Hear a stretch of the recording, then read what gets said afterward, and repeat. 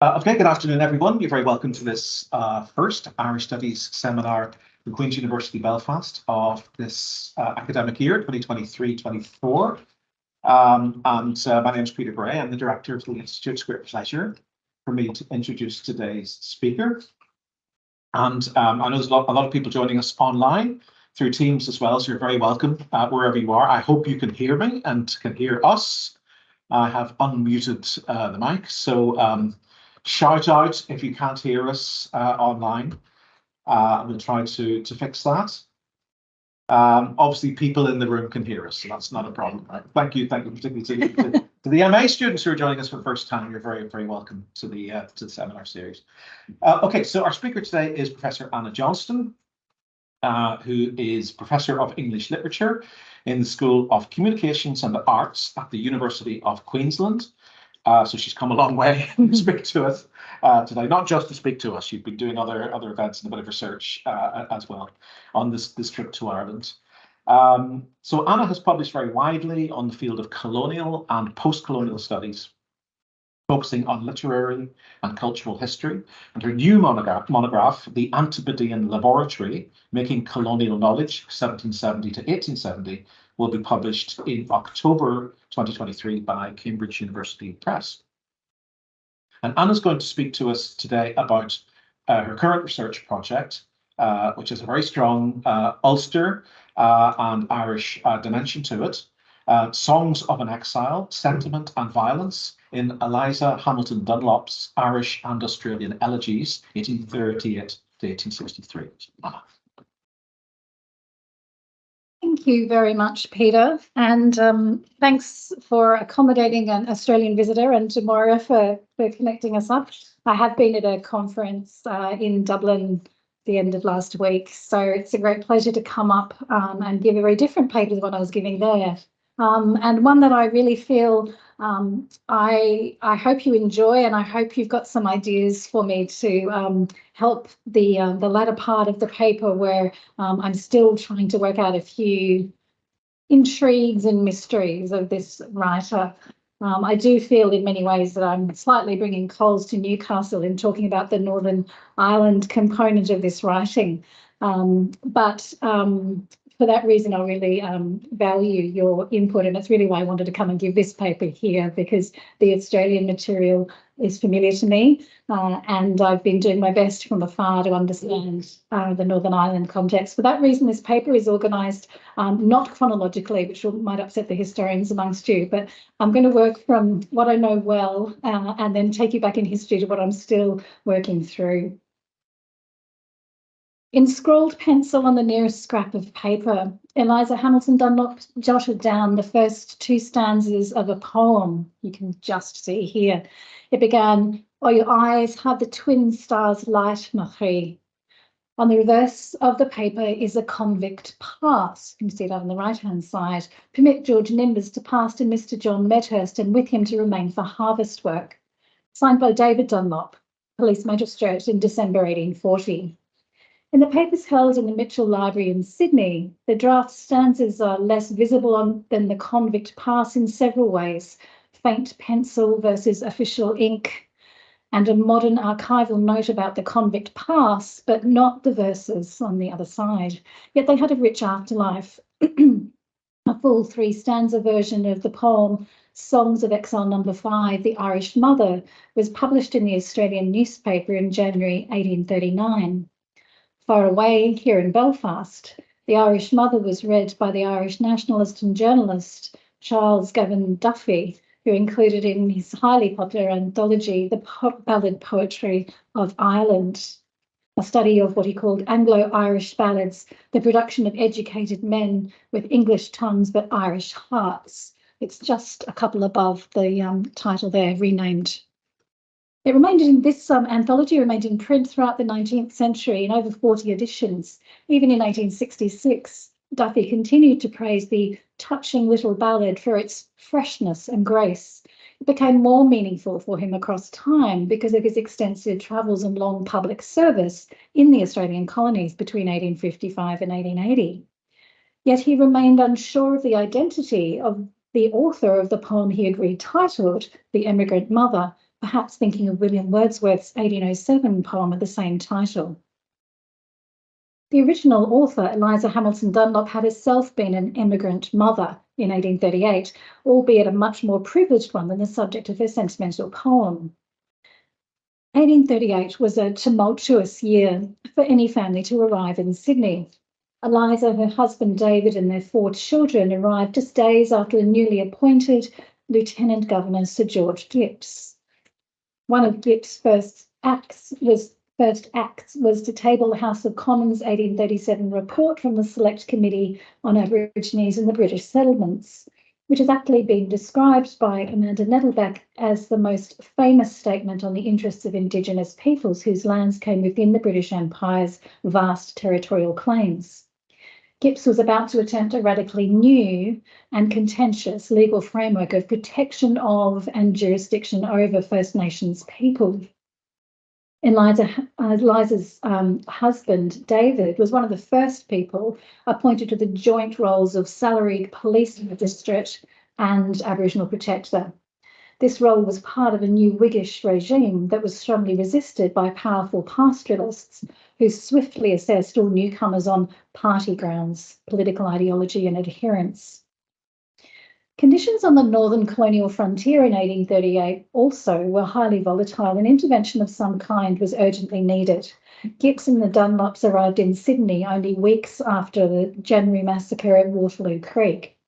By June, rumours began to filter through official channels of another massacre of about 30 Indigenous people at Myall Creek, 200 kilometres to the east.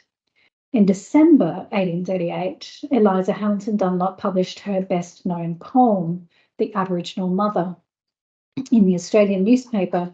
Drawing on the law reports of the Myall Creek Massacre trials in the colonial newspapers, Dunlop's poem was sympathetic to Indigenous survivors and highly critical of settler violence. I'll show you the full poem a bit later. It was published only 5 days before 7 convict stockmen and shepherds were hanged for their involvement in the massacre, almost the only time this happened in Australian colonial history. And so it was this poem that shaped the Dunlop family's entry to colonial society and profoundly influenced their public standing. Now, I've been working with Dunlop's literary archive since I rediscovered the breadth of her published Australian poetry, thanks to the National Library of Australia's massive digitisation of colonial newspapers. I've found that there were nearly 100 poems she published between 1838 and 1873. And in the Mitchell Library in Sydney, I also found a previously unknown manuscript of juvenile poems written in Ireland that's helping me map Dunlop's literary contribution across the breadth of her life. Again, I'll talk about this a bit later. In 2021, I published the first scholarly book dedicated to Dunlop's Australian poetry.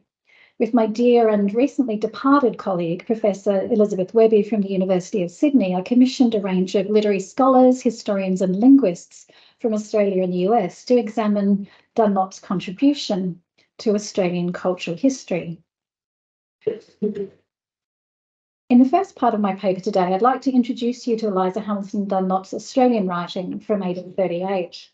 Then I'd like to explore how a use of one particular poetic form, the elegy, constantly linked Ireland and Australia, as well as other sites in her literary imagination. And finally, I want to share with you my current understanding of the complex Irish history that Dunlop brought with her to Australia, and ask your advice on how best to account for some of the as yet unexplained aspects of the life and writing of this fascinating poet of empire. Literature, governmentality and social standing were interlinked aspects by which Eliza and her husband David became colonial. Civil, military and literary circles connected the settler elite who presided over the majority convict population and the increasingly displaced Indigenous peoples. Participating in colonial literature and culture to some extent distinguished free colonists from convict emancipists and ensured that questions of governance and culture were entwined. Scandals regularly rocked colonial society, with gossip and inside knowledge traded across colonies and across empire. The Dunlop family brought with them some unconventional ideas and personal histories. There was plenty to gossip about. as well as letters and introductions to the government and members of the Anglo-Irish elite that shaped their relationships in the Australian colonies.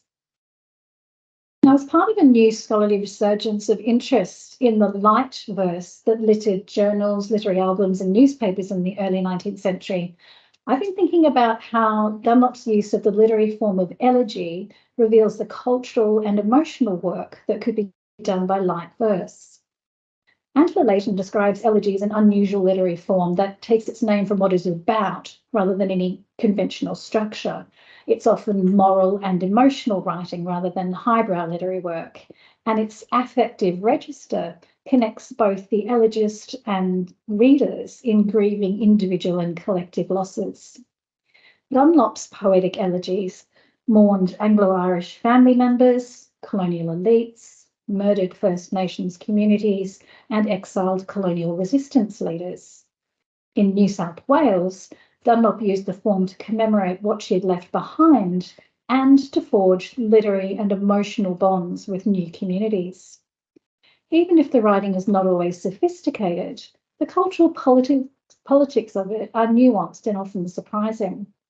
Dunlop's mobile life and complex family connections show us how webs of empire enabled and inspired poets, including women whose writing was underpinned by affect, curiosity, and imaginative affiliation with others.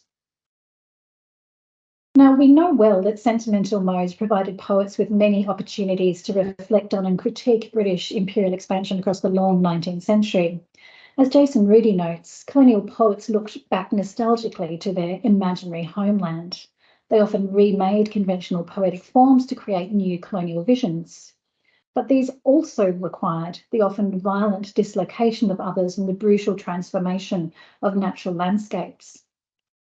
Dunlop's Australian poetry was highly innovative in its use of Indigenous language and cultural knowledge, as well as its preparedness to write about settler violence and the dispossession of First Nations people.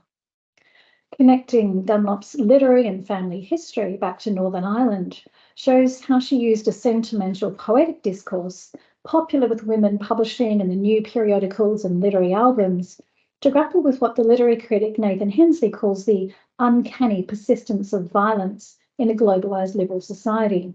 Hensley notes that the years between 1837 and 1901 were characterised not just by social progress, widening democracy, and all mechanised enlightenment, but also by ongoing war and extrajudicial violence, such as the Indian Mutiny, and we could add the Myall Creek Massacre.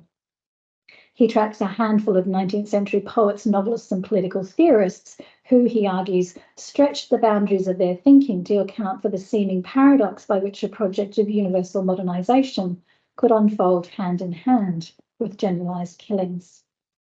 Dunlop's poems link Northern Ireland and New South Wales, amongst other locations, in these feminised sentimental modes that reveal the widespread and unsettling evidence of that violence. Regina Gagne suggests that mapping cultural exchanges between Victorians and all the cultures with which they came in contact can reveal what she calls literatures of liberalisation. Dunlop's use of elegy was in some aspects conventional. The subjects of her writing included notable members of the community, and through these, a personal sketch of colonial society emerges. As Elizabeth Webby suggests, to study the literature written in Australia before 1850 is mostly to study poetry, although that is too grand a title, she says, for most of the jingles, impromptus, and other poetic effusions offered to the public. Verse predominated, and minor contributors jostled alongside the few major poets such as Charles Harper. But although the literary community was small, debates about aesthetics and an emerging colonial literature were vociferous. Elegies to the dead and laments for war and suffering were pretty standard parts of the global poetic repertoire. Abolitionist verse, too, had built an appetite for what's known as crying mother poems, which mobilised transatlantic sympathy for non-white mothers who lamented their suffering, including the loss of children under slavery. Dunlop's poem, The Aboriginal Mother, has been situated in this tradition by some critics, yet it posed a distinct challenge to colonial literary culture. The Aboriginal Mother featured a topic that was highly charged because of the proximity of the violence and the contentious local prosecution and hanging of the murderers. Massacres were deemed inappropriate subjects for colonial verse, especially by women. And colonial critics responded vigorously. Pro Perdua for shame funded the critic James Rennie. Dunlop was savage for her presumption in writing the poem, while commentators in the newspapers denigrated Aboriginal women using a range of racially based slurs. The Romantic scholar Duncan Wu considers the critical attack on Dunlop unprecedented, even within the period's poor reception of women poets. The colonial newspapers vigorously debated the ethics of colonialism during this period, and they too saw literary endeavours as foundational to settler society. Sorry, I should have put the poem up for you here. You can see here it's quite explicit. In Australia, I wouldn't ever read this poem out loud, and I would be warning Indigenous members of the audience that there is distressing content. She imagines an Aboriginal mother who has survived the Myall Creek but has lost her husband and her firstborn child. There's a baby that survives, and the poem is structured around this imagined narrator speaking to her baby about the loss of their father and brother, but also importantly, the loss of culture. And you can see in some of the sections that I've highlighted here how explicit she was about settler violence being the cause of the fairly horrifying scene that she's depicting. I can bring that back up again later. Dunlop's thoughts during this turbulent time were often on the country, family and friends she'd left behind in Ireland. What thoughts within this bosom swell, what tears an exile's eyes are filling, she wrote. Songs of an Exile comprised a series of 10 poems published between 1838 when she arrived and 1840. These included autobiographical verses, but also featured poetic personae, such as the speakers of the paired poems, The Aboriginal Mother, number 4, and The Irish Mother, number 5. Oh, sorry, I left the stories in there as well because they're an intriguing little aside. Both of those two poems, the mother poems, used the elegiac mode in the form of a passionate address to a beloved absent child. Though the Irish Mother looks back at a child distanced by emigration rather than colonial massacre. You can see one of the stanzas there. Women, family, and affective bonds were key themes in this series that would have resonated with readers from many 19th century immigrant families. But Dunlop's verse also reveals a politicised use of the elegiac mode. She joined together sentiment and social issues, a common feature of women's poetry of the time, under the influence of writers like Felicia Hemans. Jason Rudy argues that close attention to Dunlop's verse reveals the complex interplay between emigration and readership. Dunlop's Songs of an Exile number 3 eulogises 2 young brothers from her husband David's Northern Irish family who died in Mississippi within days of each other. Rudy shows how this poem was first published in Belfast in 1837, then revised by Dunlop for its 1838 Australian publication, and then she republished it back in the mid-1840s. Small changes in pronouns in the different versions of this poem helped Dunlop associate with the colonial community, aligning herself and her Sydney readers with the Irish brothers who, living on foreign soil, lack both a true home and the happiness afforded by friendship. And across this series of exile poems, Dunlop created imaginative and affective links between diasporic immigrants and dispossessed Indigenous peoples in ways that were politically radical, even if we might now question some of their universalising ideologies.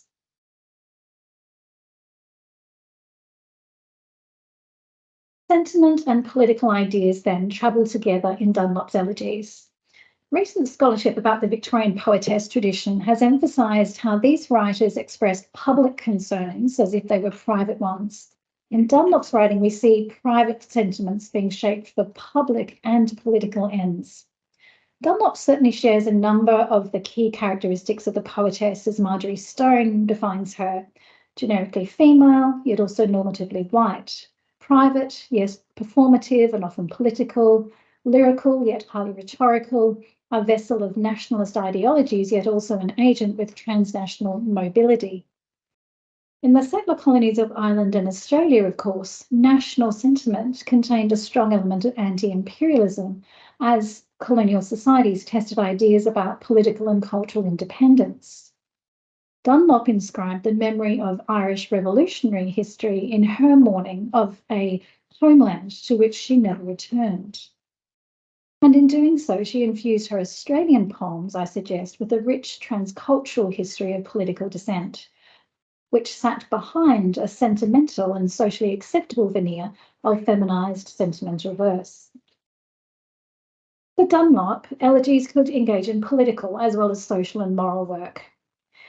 She had a back history on this, and this is where I start to welcome your input later on.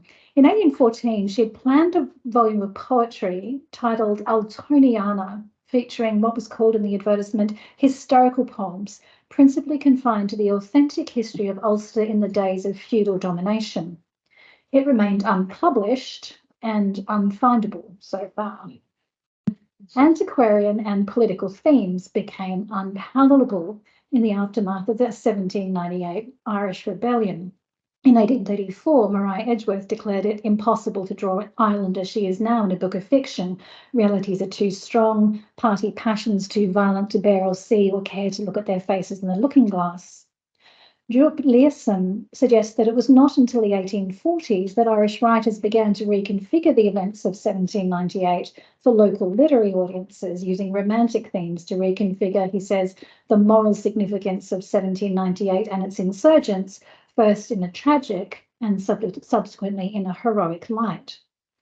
What fascinates me is that Dunlop's writing about 1798 emerged at the same time, halfway around the globe, in colonial Australian papers. Dunlop's The Irish Volunteers was published in 1843 and extolled the virtues of what she called a 150,000 strong, self-constituted, self-supported and effectively disciplined military body raised in 1780. The volunteers were involved in the resistance to English rule. This is where I'm bringing coals to Newcastle, of course, organising and mobilising a provincial political culture in Ian McBride's terms. And her poem extols their names in a roll call, as you can see.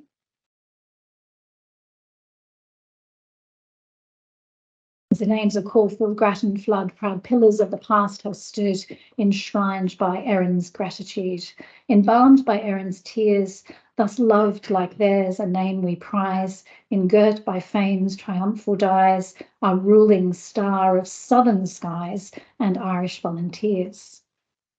Now, David Dunlop, Eliza's second husband, was part of a Presbyterian Church of Scotland family. His great-great-grandfather was a Covenanter, and his religious and political beliefs strongly influenced family memory. Eliza Dunlop's own barrister father, Solomon Hamilton, had a library of Republican writing, including by Enlightenment philosophers. Both families then were linked to movements committed to political independence and religious tolerance, and these ideologies underpinned Dunlop's verse. Broader diasporic geographies beyond Ireland and Australia were often conjoined in Dunlop's elegies. Duncan Wu shows how Dunlop's poem Morning on Roster of a Mountain draws on a wide-ranging tableau of revolutionary sites, from the Ulster uprisings of 1798 to Calcutta's Ganges, where a graveyard gloom engaged the poet's memories. In this poem's dreamlike itineraries, India and the Cape Colony map sites of colonial unrest and rebellion, from the Black Hole of Calcutta to Robben Island off Cape Town. Wu concludes that these visions provide a kind of prelapsarian account of landscapes in which bloodshed and suffering happens just off screen. Readers would have brought their knowledge of these contexts to a poem that Wu claims is audacious, daring, and incendiary, in its coded allusions through imagery to a revolutionary anti-imperial history that could not be directly recorded. But even Dunlop's most personal elegies were also politically coded. When her husband David died in Australia in 1863, Eliza published The Two Graves in Sydney's The Empire. By August of the same year, the poem was published in their Irish hometown paper, the Coleraine Chronicle. She linked David's death to that of his father, Captain William Dunlop, who was hanged as a rebel in the Irish uprising and buried in unconsecrated ground. Dunlop's The Two Graves, you see a section of it here, recalls what she calls the Requiem of Red 98, emphasising the fierce reign of terror in Ireland and the bloody history of revolution.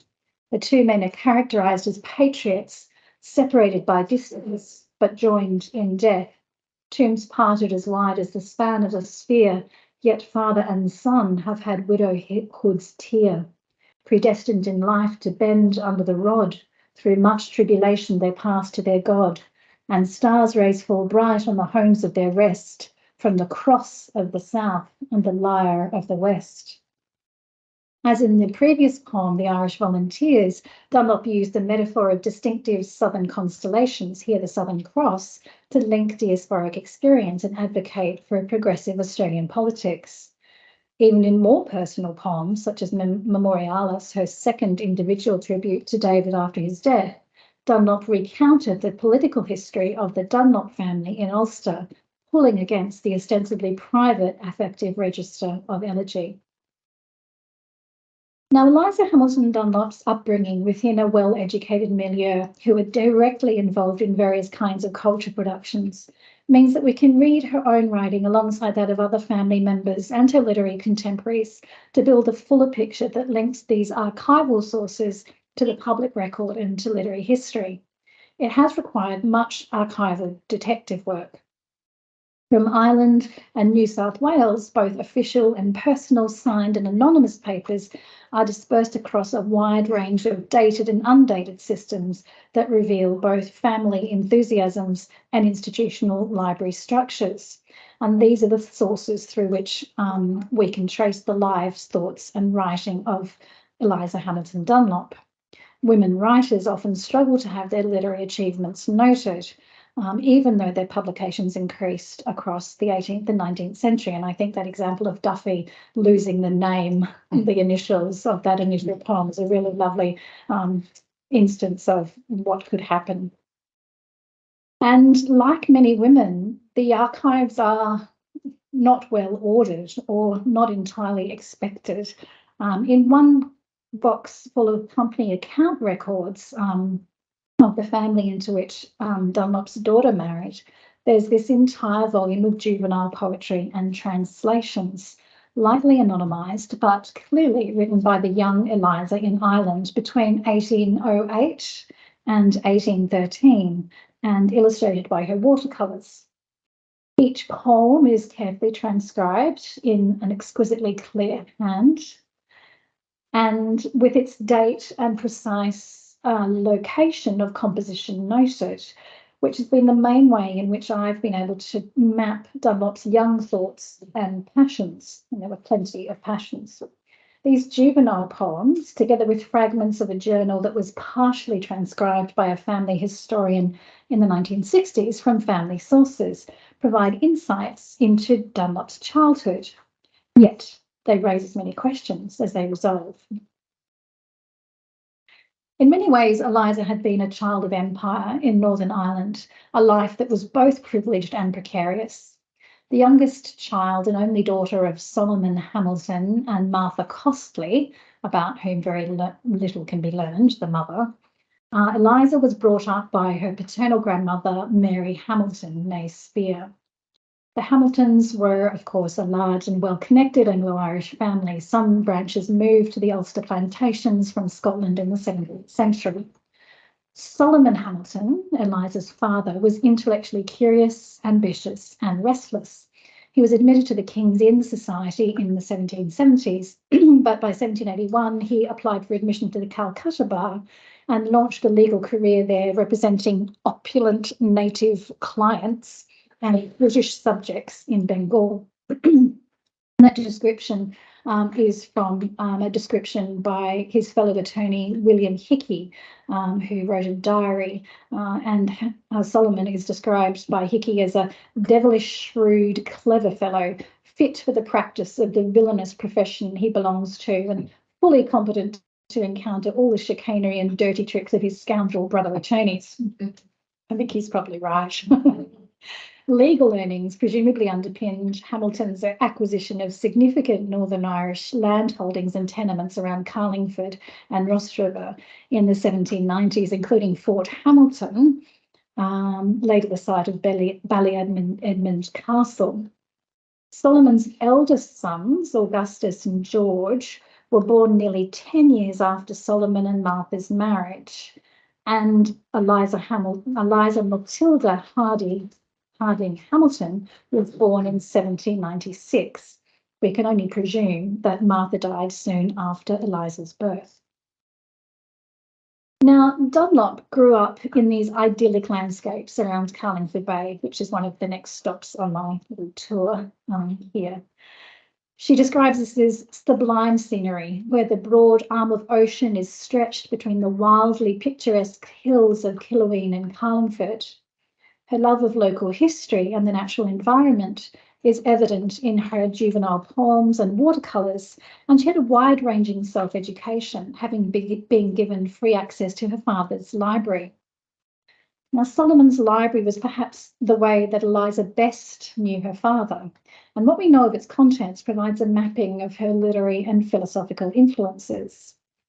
She describes herself as having an early spirit of research, noting that by 12, she had already read the voyage accounts of Captain Cook, William Anson, and La Perouse, among astronomy, geography, and general interest volumes, novels, and poetry.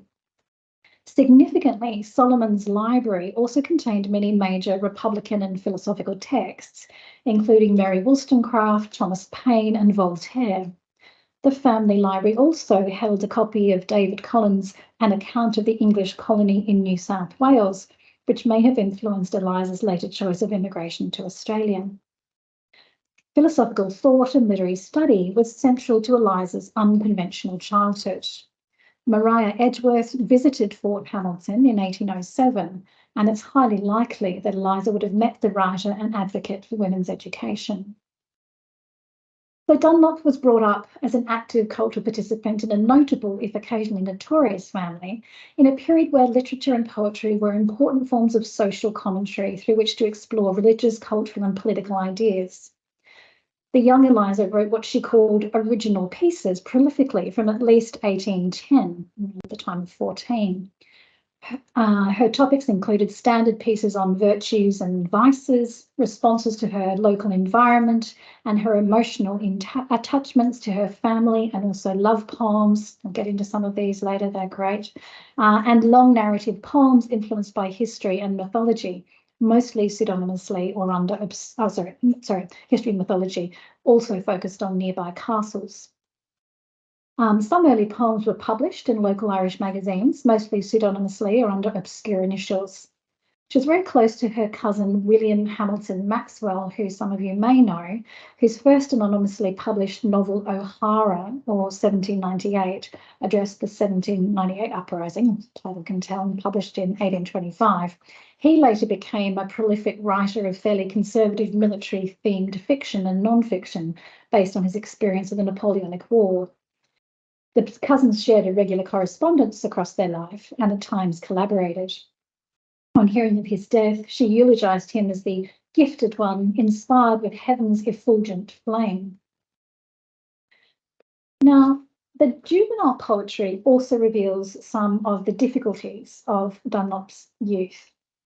The poems assigned Evelina or Evelina Matilda or Eliza Matilda. Like other 14-year-olds, and I have one at the moment, Eliza was likely experimenting with her persona, but her choice of nom de plume also reflects, I think, the eponymous heroine of Fanny Burney's popular novel Evelina, published in 1778. Burney's Evelina is a beautiful and virtuous orphan cast adrift on the ferocious marriage market of London. Though motherless, though worse than fatherless, bereft from infancy of the two first and greatest blessings of life, she considers herself blessed by great fortune to have a beloved and dependable guardian. Like Bernie's Evelina, Eliza had no reliable parental presence, and worse, her guardianship was variable. She writes with great affection of her grandmother, Mary Hamilton. These early years she described as ones of perfect happiness. I was loved, my genius was extolled, and I was taught to expect a father's return who would love me too, visionary expectations. But by 1807 or 8, Eliza's grandmother died, and from Calcutta, her father sold her beloved home, Fort Hamilton, to Alexander Stewart, who with his wife Sarah assumed some form of guardianship. Eliza struggled to access the funds promised to her. Unbeknown to her, Solomon Hamilton's life in Calcutta was probably focused on his two new daughters, Charlotte and Mary, and their Indian mother, Maria. Dunlop's brothers were also in India. Her cousin William had entered Trinity College, Dublin. Dunlop probably felt utterly bereft. Her 1810 poem, The Tear, laments a bosom fraught with pain when peace has fled with all her train. But by 1810, Dunlop had also met James Sylvius Law, an astronomer and poet. It's possible he was her tutor. She was only 14. She was precociously intelligent and believed to be a local beauty. Many years later in New South Wales, an Irish acquaintance still remembered the beauty and abundance of your hair. The two, James Sylvius Law and Eliza, exchanged teasing and romantic poetic epistles. She declared him her muse and dramatically declared, "'Twas a spark of thy poetic fire, first illumed this bosom and taught it to heave." It's pretty racy out there in Carlingford Bay, lots of heaving bosoms. Law and Eliza shared many interests. He moved in intellectual circles, read widely and published poetry. By 1812, it appears they had married, although family records suggest her father was unhappy with the match and probably hadn't approved it. The marriage faltered early, but produced two children, James, who I can't find any evidence of beyond his existence, and Mary Sophia Georgina, born in 1816. James Sylvius Law was pretty unreliable. He first suggested going to India, which Solomon Hamilton discouraged, and by 1814 and 15, Solomon wrote back to Ireland expressing serious concern for Eliza and her first child, given her unprotected state. It's difficult to trace James Sylvius Law's movements, but in 1816 he was in New York, also writing poetry. The marriage had obviously failed by then, and in 1820, Eliza took a journey to India that had been arranged by her father, leaving her young daughter Georgina with family. But on arrival in Calcutta, she learnt that her father had died during her voyage and that her brothers refused to acknowledge their father's Indian family. Her inheritance from Solomon Hamilton's estate was augmented with some funds from her brothers, and importantly, it enabled her to secure her independence. Although the details of her settlement with Law remain obscure, please insert suggestions here, 2 years after her return from India, Dunlop was able to remarry to David Dunlop in 1823 in Port Patrick, Scotland, where marriage laws were, of course, more favourable to deserted women than in either England or Ireland. Now, Eliza and David's marriage, too, was fuelled by politics and ideas. They'd been friends before her trip to India. David was a bookbinder and heavily involved in Ulster politics. David and Eliza established their Coleraine, a site of intense political activity. David was active in the early 19th century affairs of the Honourable the Irish Society, including providing education across sectarian divides. He was also involved in post-union reforms promoted by Ulster leaders that called for an end to absentee landlords, and is named on this petition that went from Coleraine to London. Eliza's family connections contributed to this campaign, and she personally took representations to England. Members of the Irish Society stood against the sitting member, and after considerable political chicanery, the London alderman William Taylor Copeland was elected.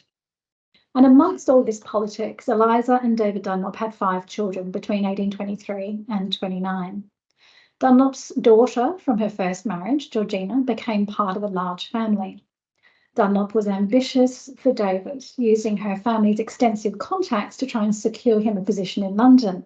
Yet despite determined advocacy, this did not come to fruition, perhaps because he had also made powerful enemies during the Coleraine period. So in 1837, the family emigrated to Sydney. Copeland, by then MP for Stoke, wrote the Dunlops a letter of introduction that would have been well received by Sir George Gipps, the new governor.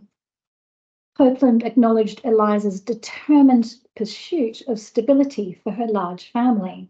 He wrote in a letter, "In a pecuniary point of view, 20 guineas towards your passage and a tot of crocks are at your service if you decide to go. Be not offended at my blunt mode of dealing with this matter." The tot of crocks came from Copeland's ownership of Spode pottery, and the china was passed down through the Australian family as a token of their Anglo-Irish heritage. Dunlop's cousin William, the writer and scoundrel in a number of other ways, counselled her, "Courage and a few years will see you prosperous and happy. You must accommodate yourself to want of comforts, and forgetting that Solomon Hamilton's child was entitled by descent to an easier fate, you must struggle to build up new fortunes in a new land." Although the colonial political environment proved to be as challenging as Northern Ireland in some respects, as you've seen, it also provided much material for the remainder of Dunlop's writing life. Now, as I've mentioned, like many female writers, Dunlop's authorship was at times elided and her gender mistaken. So too, some of Dunlop's important writings and unpublished sources, despite her consistent publication in the Australian colonial press. And you will have seen the way in which I'm trying to move around the complexities of recreating this kind of literary life, needing to move beyond a traditional literary history that focuses on an individual's assumed desire for publication and their success or otherwise in achieving it. Many of these stories are stories of failed or missed publications. But my aim in doing so is to create a rich account that both reconstructs a writing woman's life by analysing its archival traces and subjecting it to analysis. And it requires reading across unpublished and published material, letters, journals and correspondence, and histories and family biographies. Reading relationally is central because it's often through the male-dominated public record that we can reconstruct how women such as Dunlop wrote and lived in the margins of mainstream literary culture. Connecting Dunlop's literary and family history back to Northern Ireland reveals how she used a sentimental poetic discourse popular with women publishing at the time. Manu Samruti Chanda reminds us that a group he calls the Brown Romantics mobilised poetry to do much the same kind of discursive and political work in the long 19th century. Arguably, Dunlop was predisposed to seek out Indigenous culture and language in Australia, given her Irish background and acute awareness of sectarian divisions and the destructive tendencies through her early political interests and second marriage into an Ulster Presbyterian family. The bloody history of revolution and its suppression in Ireland remained potent metaphors throughout Dunlop's writing career. She joins a cadre of poets imagining a liberal form of colonialism who also found themselves deeply implicated in its contradictions and complicities. Thank you.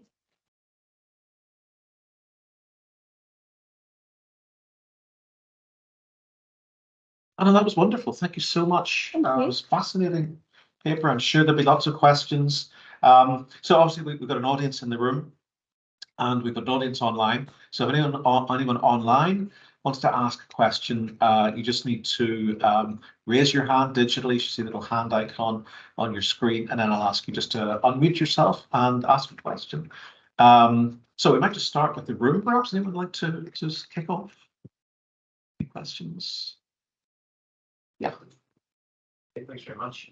I was interested in the titling songs of an exile. I wonder if you might elaborate a little bit on what's significant about the form of the song. I knew that where is edited a reflection of Irish song, so perhaps there's something significant there. Yeah, absolutely. Yes, and it's something that I had sort of noted myself, but not to spend a lot of time thinking about. And then I commissioned a music historian to have a look at it, because a number of the poems you might have seen, I'm not sure the ones that I showed you, might suggest a particular song that it was set to. So it was part of the importation, the global kind of movement of Irish and English songs around with, the settler diaspora as they moved. So often they were songs, and the fantastic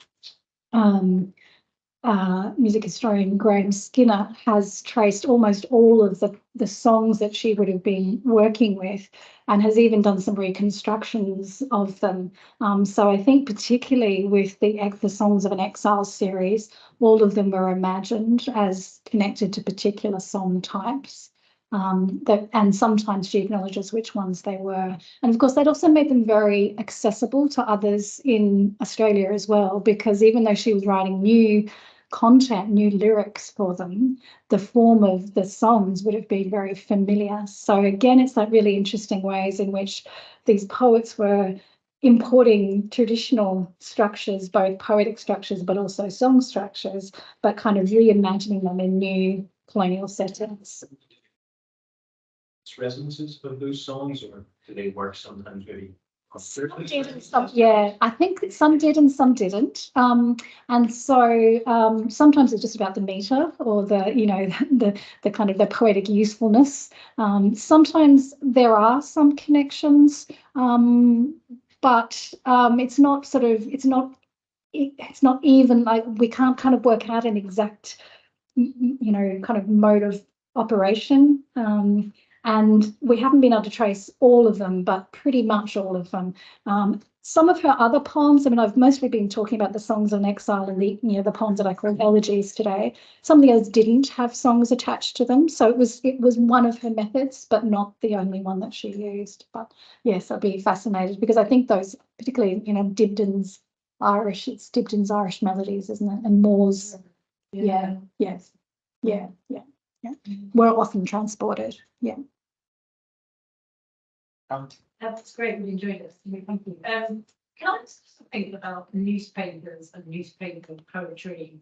We had a kind of amateurish delve into Trove and Philip a little bit in a slightly later period.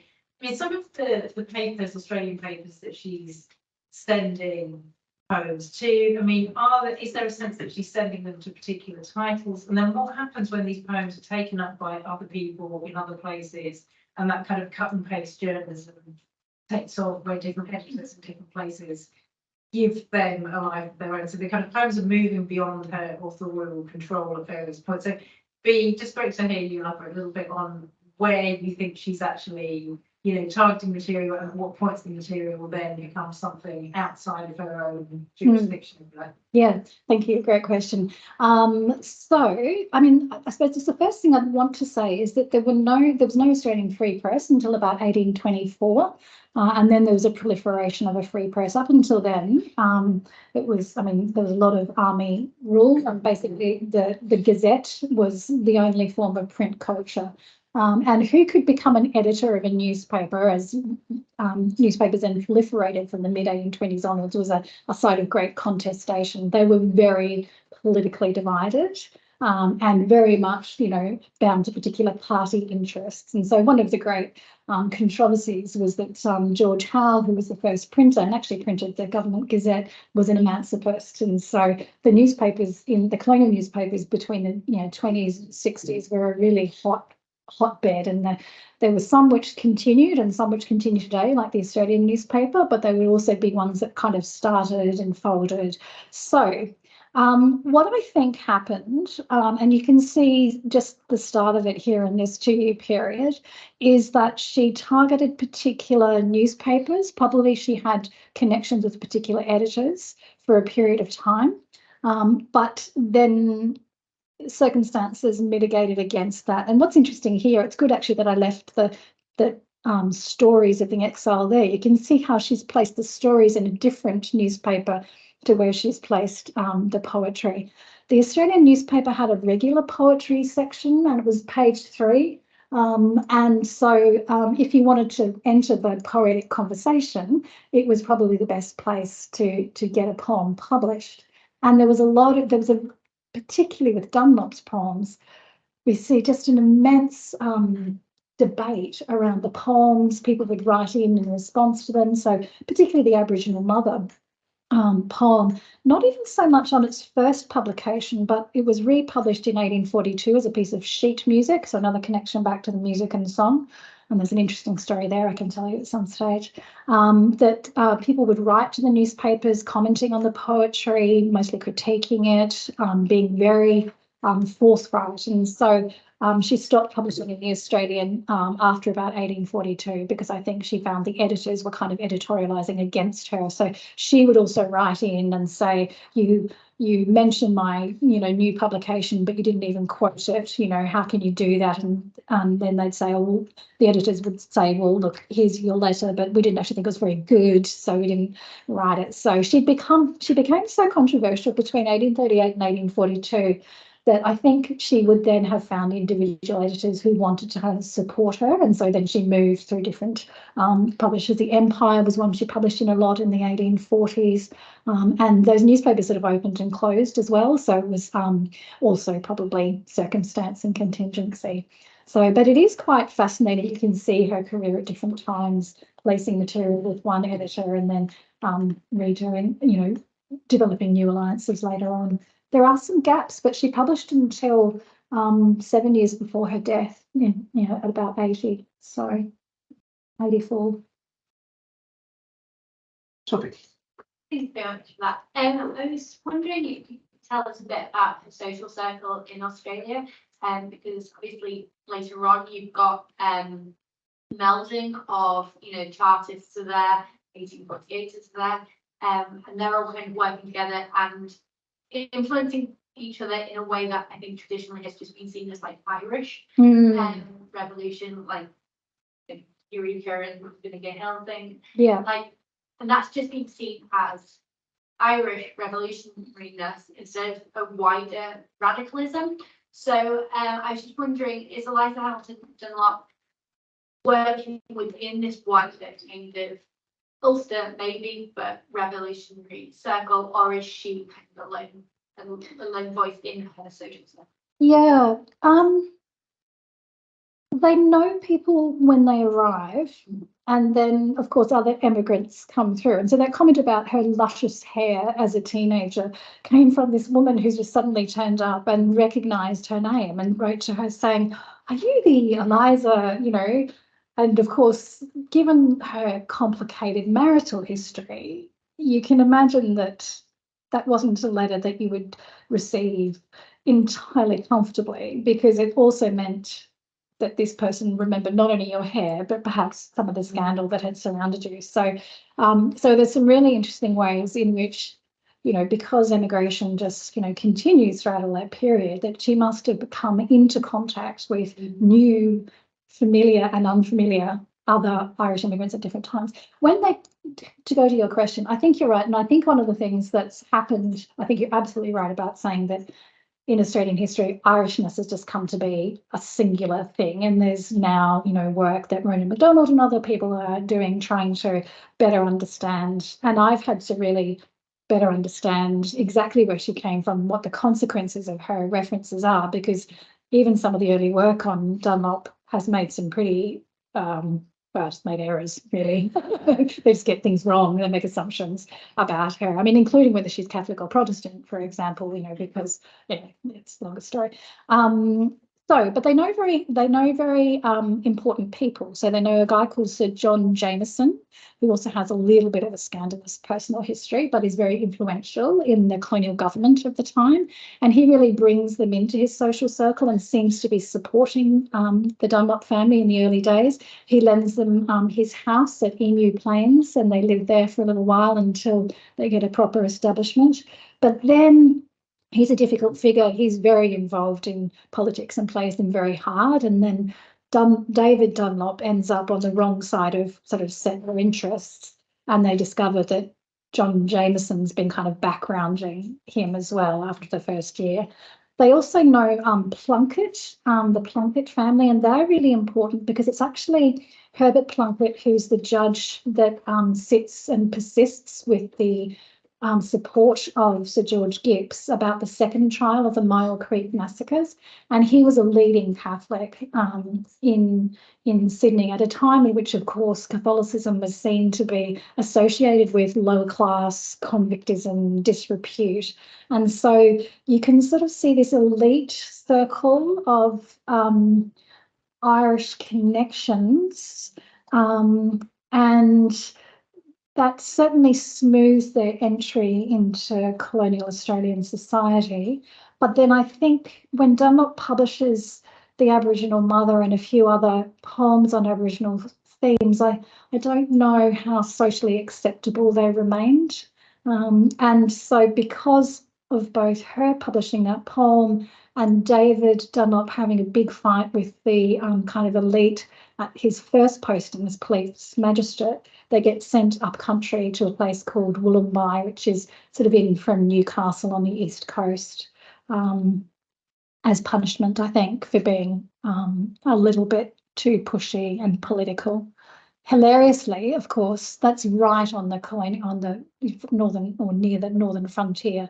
So the Myall Creek Massacre, one of the things that happens in Wollongby, which is this tiny little town, it's where 3 different Indigenous groups kind of crossed over in terms of spiritual and landscape, and a kind of landscape of internal migration. So Eliza spends her time there learning Indigenous languages, and fighting even more about the violence she starts to hear about from the Indigenous women in particular who she's talking to. And the violence of the frontier is just, 100 kilometres or so away. And Wollongby also, what should we say? There was one non-convict perpetrator of the massacre who should have been prosecuted but fled police arrest, and that community actually sheltered him for the next 30 years. So again, politically, they were sent to this kind of obscure little country sort of posting, but in fact it was politically very hot, both in terms of Indigenous politics and settler politics of violence. So,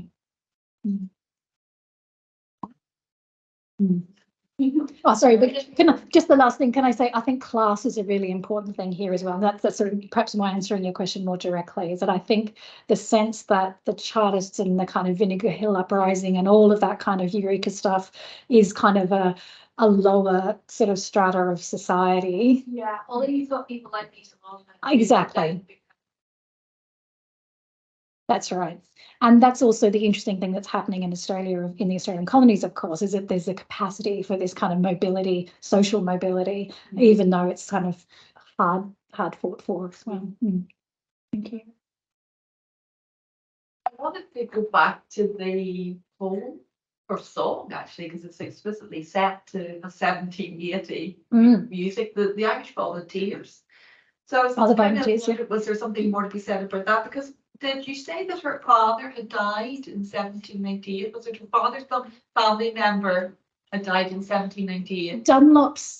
David Dunlop's father died in 1798. He was hanged. So my question is, did she write about 1798? Is there anything of 1798? Yes. But this is why this, because this seems very curious.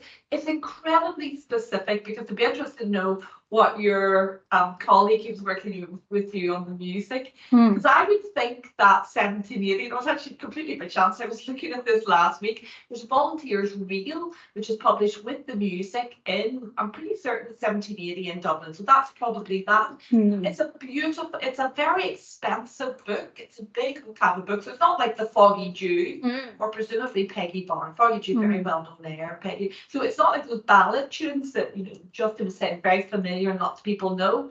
Don't think the Volunteers Reel, but maybe others know. Don't actually think the Volunteers Reel. Perhaps maybe became really very popularly. Well, I mean, if you look at the kind of public culture of Belfast radicalism in the 1830s, 1840s, it's all about the volunteers. They're using volunteers to talk about 1798. There's a lot of music, there's a lot of recycling of volunteer music in the public world of Belfast radicalism, political meetings, etc. So she's possibly taken that with her from Awesome. what time? When did she leave for Australia? 1837.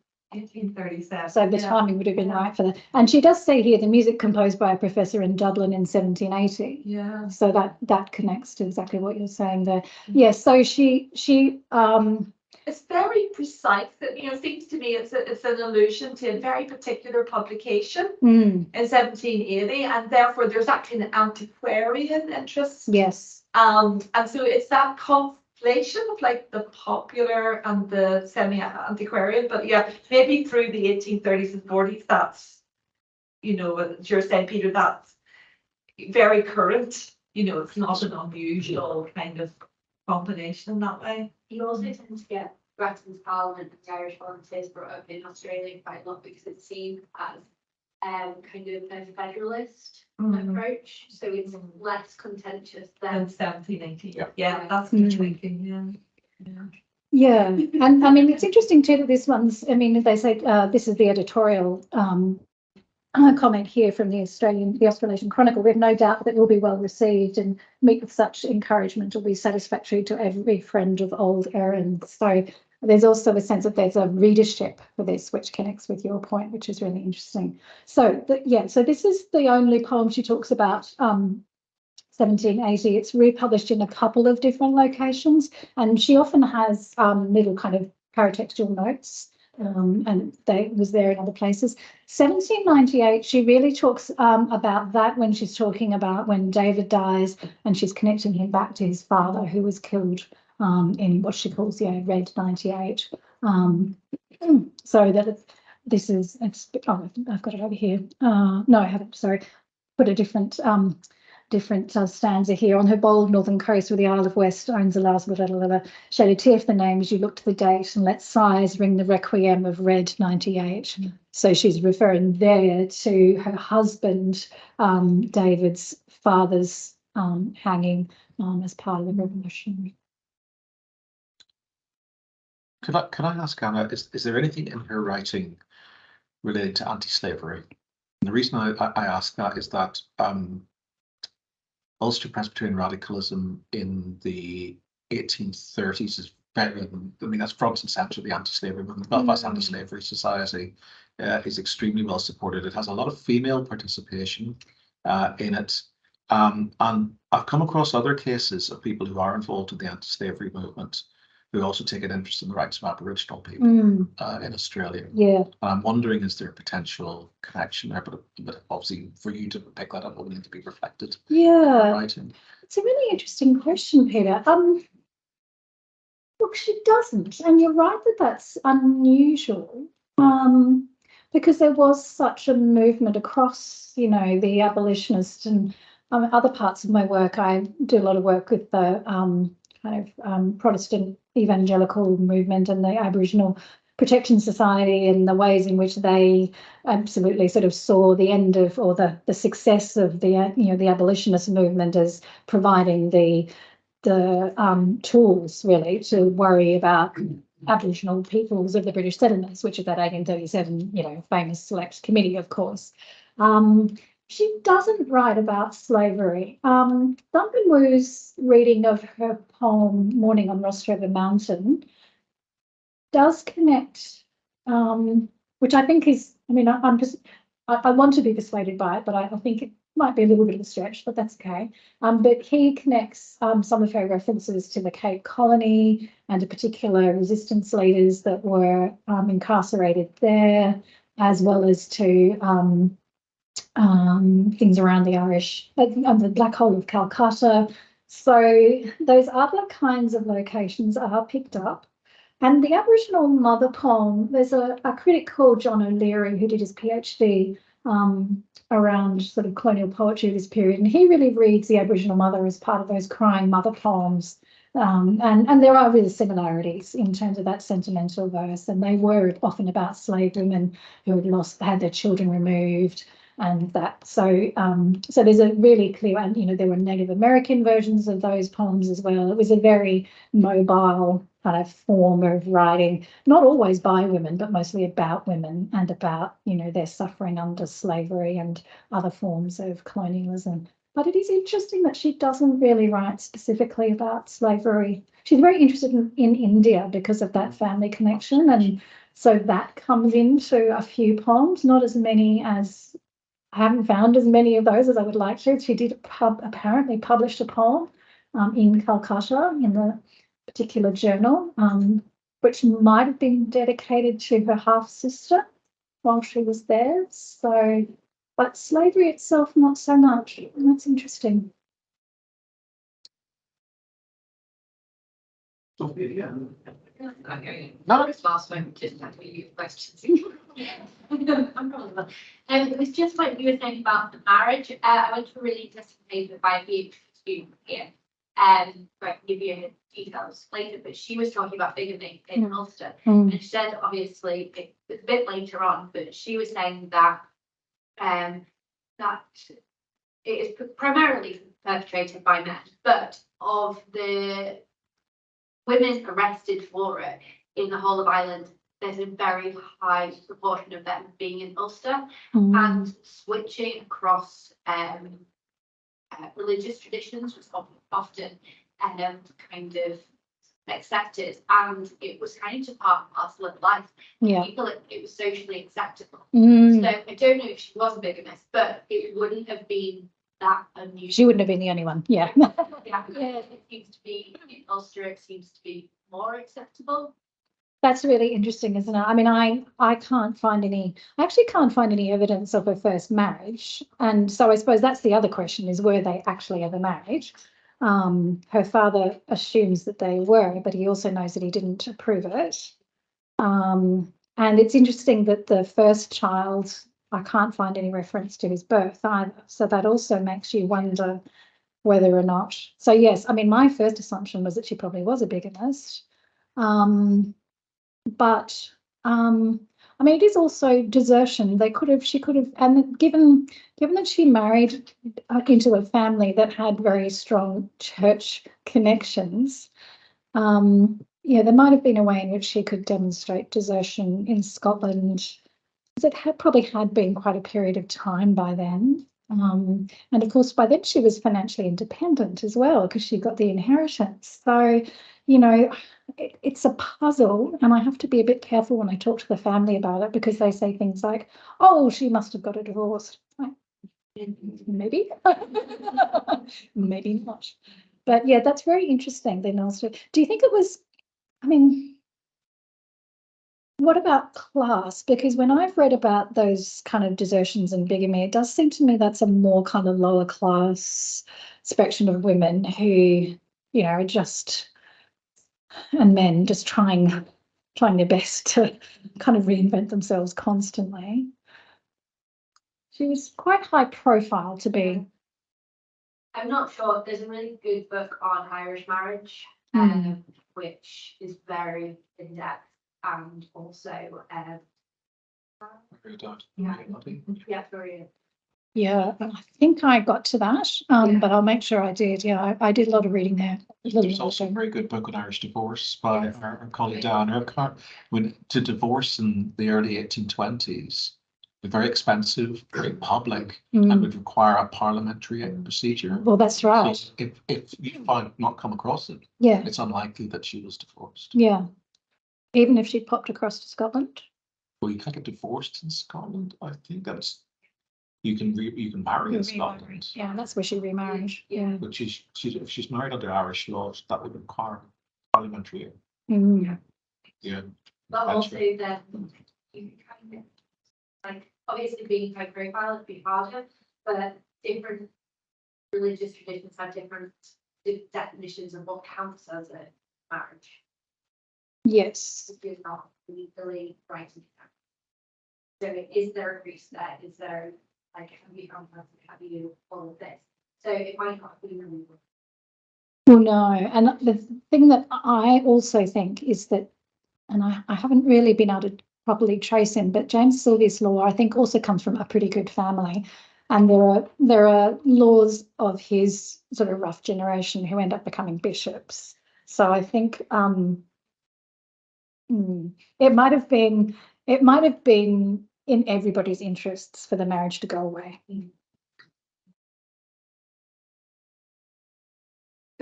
particularly about Irish, because one of the poems or songs has sort of phonetic Irish titles.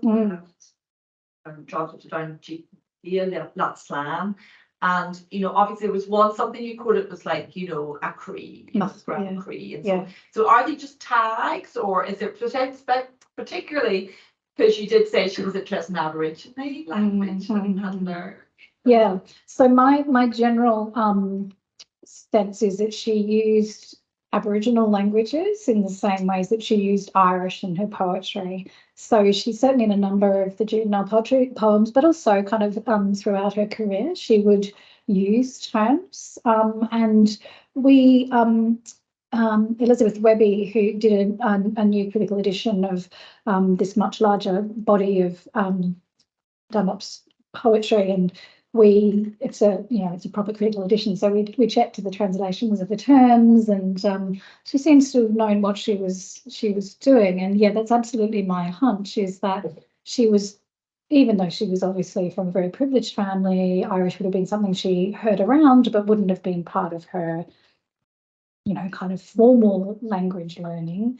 She had an ear for language, and that's why she's actually a really interesting collector of Indigenous languages in Australia, because she hears things very precisely. And she already knows that English is not a lingua franca, and she knows that you need different orthographies, and she knows that speakers will correct both how you say it, but also how you write it.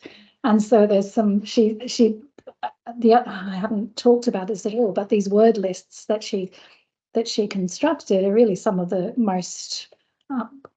early and really significant collections of languages in sort of northern New South Wales. And interestingly, at the same time,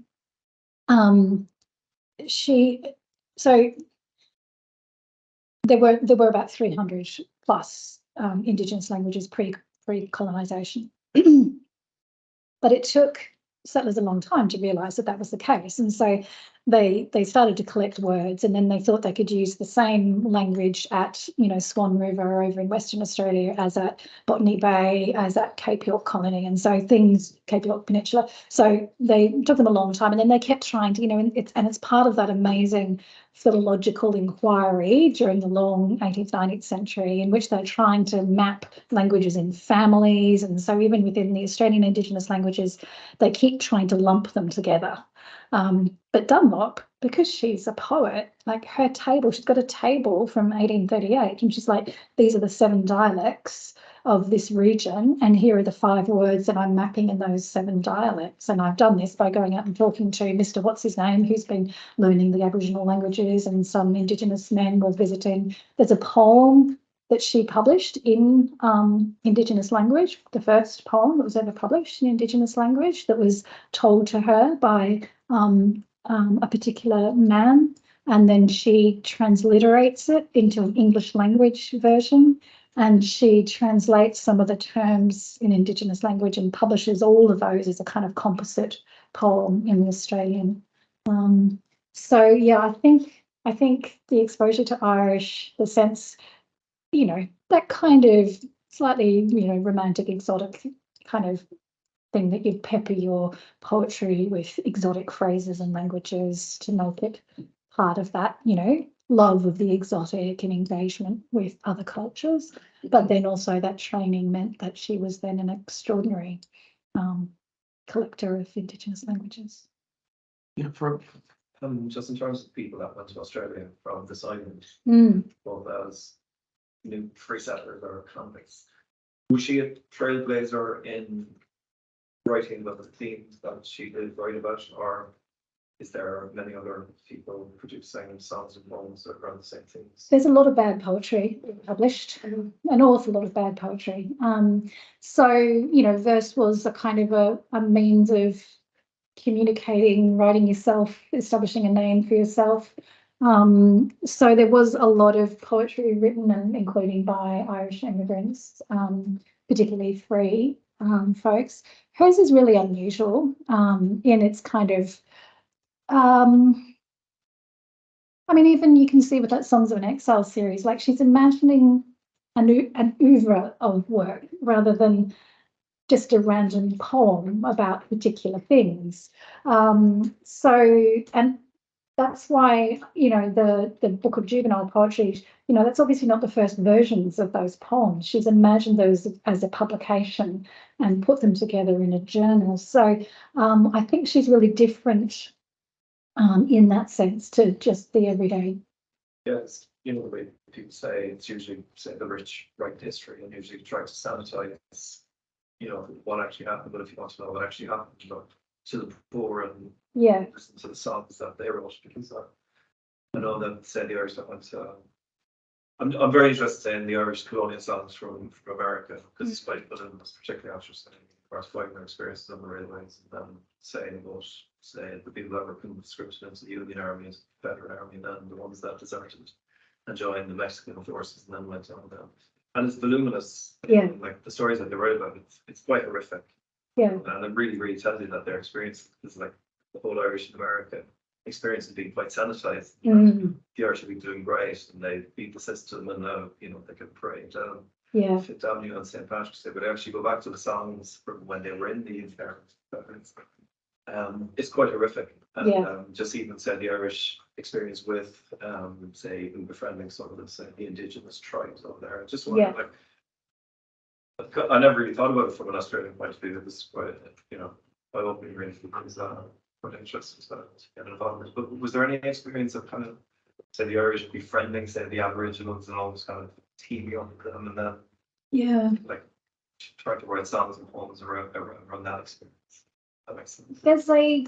There's a sentimental narrative around that, and it's certainly the case that not so much about writing songs. It really doesn't happen by very many people at all, because really, and even, you can even see the Aboriginal Mother as part of this. There's a sense that the Aboriginal people are just going to die away, so why bother with recording their histories, and really those kind of cross-cultural relationships, which did happen, were not to be talked about. Those were fairly scandalous, not scandalous, every day, but they were not sanctified, usually. They were not usual marriages, and class comes into that a huge amount. But those songs certainly did come across, and I think probably the Irish component of the convict population was probably less literate than the Protestant component. And the paper I gave in Dublin was actually about Norfolk Island, which is one of the sites of secondary punishment, sort of off the coast of Australia, a tiny little dot in the Pacific. But there was a really interesting Scottish penal reformer, Alexander McConaughey, who went there, and he brought books and music, including the Dibdin and more songbooks, to help the convicts there who were secondary convicts, so they'd reoffended when they'd got to the Australian colonies, and he wanted to use those songs to help them feel fonder towards the motherland, because he'd heard them express dislike of the country that had transported them fancy, and he saw songs as a way of reattaching their sentiments to the homeland and seeing themselves as English and Irishmen in exile rather than as kind of outcast convicts. So you're absolutely right that those songs carried both kind of conservative and radical ideas, as they moved around, and were a form of kind of intellectual currency, I suppose. And particularly accessible. They're accessible to find. Like if I wanted to try and find something. I don't know where you'd look in terms of, because whether or not they were published or not, that's the other thing, whether they just existed in an oral tradition. So it's an interesting question. Enjoying that songs. If I could just go back to the Irish language question, Sean will correct me if I'm wrong on this, but the area around Carlingford and the Cooley Peninsula is predominantly Irish speaking when she's growing up there. So maybe it was. So this would presumably she would have been in daily contact with Irish speakers. Yeah. So it's not surprising if she's picking up. That's interesting. Bits. That's right, not through the study. Very densely settled from the Middle Ages. Don't get the same continuity elsewhere. But that little bit of Irish, what was the last word? Slow. Doesn't actually make any sense as well, I can see. Is it not? Okay. Well, Dia is God. That is with you. Slow is safe. God is towards it too. It's a preposition. So, You get that a lot though in tune titles that are transliterated, I mean, the transliterations, so. Just kind of pidgin Irish then. yeah. Yeah, yeah. That's interesting about that location though. Mm. It was interesting whether it's an oral source or a printed source. It's not impossible for it to be printed because there's plenty of printed tags of that kind. I mean, it's interesting in the recent bibliography of Irish language printing, the Clonista, they did include some texts where there's just a little, they haven't done that exhaustively because that would be a huge task, but they have sometimes included English language material that just uses some of these kind of tags. And I think, yeah, these tags are probably circulated by English speakers who are not fluent in Irish. Yeah. But it's an interesting question because that's going in two different directions, isn't it? On the one hand, she's growing up in Carlingford, the oral tradition of that, that area, across the border as it is now in 20th century. Very, very strong traditions of Irish song in Irish language in particular. So she may well be familiar from that, and yet, I think the Irish Volunteer, the music of that, because, well, again, it would be interesting. I don't know, because I'm really not an 1830s and 1840s person, but it'd be interesting to know if that's still kind of a tune that's known, rather than one that's printed. Because I get the sense, and certainly in the last 2 decades of the 18th century, it's a very print culture rather than an oral. Isn't there a recent anthology of Irish songs from the Good Peninsula? Again, the rule from. Yes, yeah. That sounds interesting. Do not get the volunteer reel though in that. No, that. Great. We haven't got any questions from online, but lots of kind of positive comments about a fascinating presentation, and thank you for speaking to us this afternoon. It has been wonderful, and I thank you so much for coming and talking to us today about Eliza Hamilton Dunlop. It is a really interesting subject, and so the kind of length of time that we've had discussing it is an indication of how much interest there is here. It's lovely. And Thank you for all your suggestions. I really appreciate it. Hopefully we can carry on conversations Yeah. going forward as well. So we'll kind of wind up there for today, and maybe just thank Anna in the normal fashion for.